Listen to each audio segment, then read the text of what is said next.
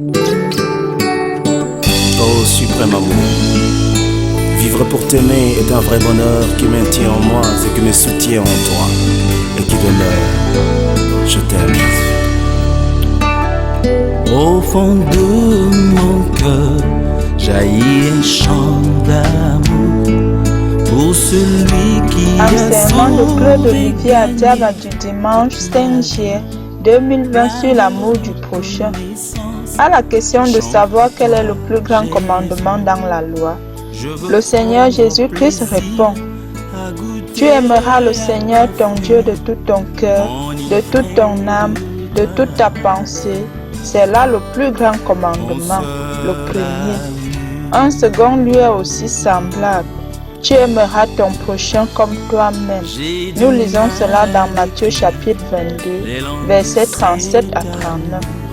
Aimer son prochain comme soi-même, c'est l'aimer comme sa propre vie qu'on ne peut haïr. Il s'agit de considérer l'autre comme soi-même. Autrement dit, de la même manière que nous prenons du temps pour faire des projections positives sur notre propre vie, nous devons en faire autant pour notre prochain. De la même manière que nous prenons soin de nous-mêmes, nous devons en faire de même pour l'autre. Toutefois, pour accomplir cette volonté du Seigneur qui est celle d'aimer son prochain, il convient d'abord d'identifier qui est le prochain. Ensuite, s'interroger si nous l'aimons véritablement. Enfin, chercher à savoir comment transmettre l'amour que nous recevons de Dieu aux autres. Petit 1, qui est le prochain? Lorsque cette question a été posée au Seigneur Jésus-Christ, il a répondu par la parabole du bon samaritain, confère Luc chapitre 10, versets 25 à 37. Cette parabole montre à suffisance que le prochain qui est toute personne avec qui nous entrons en contact, qu'elle soit de notre famille ou non, qu'elle soit de notre corps de métier ou non, qu'elle soit notre ami, une connaissance ou non. Le Seigneur recommande à la fin du récit: va et toi aussi fais de même. Luc chapitre 10, verset 37. Il s'agit d'une invitation à agir avec amour envers tout être humain. En effet, sont des prochains, les membres d'une famille, les habitants d'un quartier, d'un village, d'une ville, les citoyens d'un pays, les humains qui peuplent la terre. L'exemple du bon samaritain met fin à toute division, au sectarisme, au tribalisme et au racisme. La notion du prochain ainsi perçue devrait permettre à tous les hommes de vivre dans l'harmonie.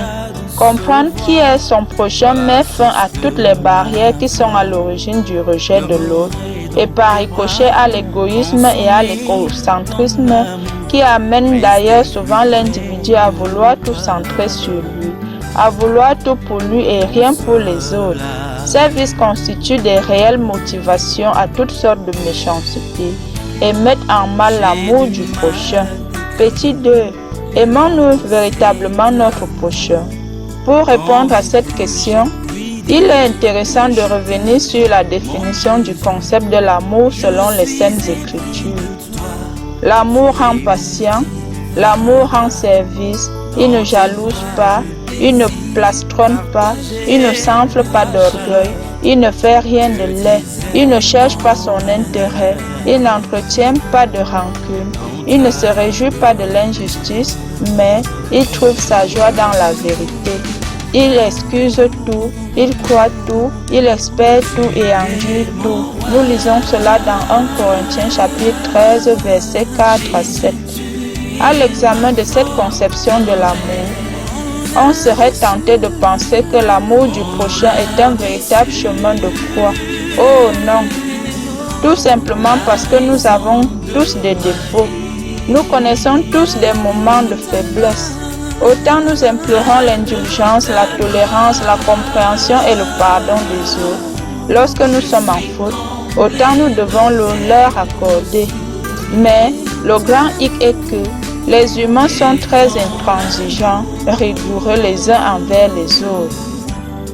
Ils oublient ou alors ignorent cette recommandation du Seigneur, je cite: ne vous posez pas en juge afin de n'être pas jugé, car c'est la façon dont vous jugez qu'on vous jugera, et c'est la mesure dont vous vous servez qui servira de mesure pour vous. Matthieu chapitre 7 versets 1 à 2. La conséquence de cette intransigeance, c'est le déchirement des familles, la mesquinerie dans les lieux de service, les tensions entre voisins dans les quartiers, les guerres tribales, etc. Or, si chacun prenait le recul et regardait l'autre avec amour, plusieurs situations chaotiques dans nos familles et à travers le monde ne se seraient pas. Parfois, des situations minimes dégénèrent par manque de foi, c'est-à-dire de l'amour et surtout de l'amour du prochain. Petit 3. Comment transmettre l'amour que nous recevons de Dieu aux autres? Saint Paul dit dans 1 Corinthiens chapitre 13 verset 1 à 3, je cite: « Quand je parlerai en langue, celle des hommes et celle des anges, s'il me manque l'amour, je suis un métal qui résonne, une cymbale retentissante.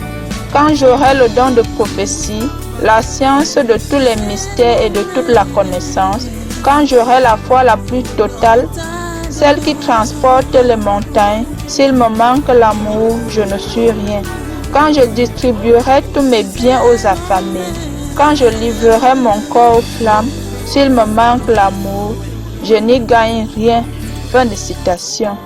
Si tous les croyants pouvaient se rappeler à chaque instant que l'amour est le premier commandement de Dieu, le vivre ensemble harmonieux serait alors un acquis dans toutes les sociétés du monde.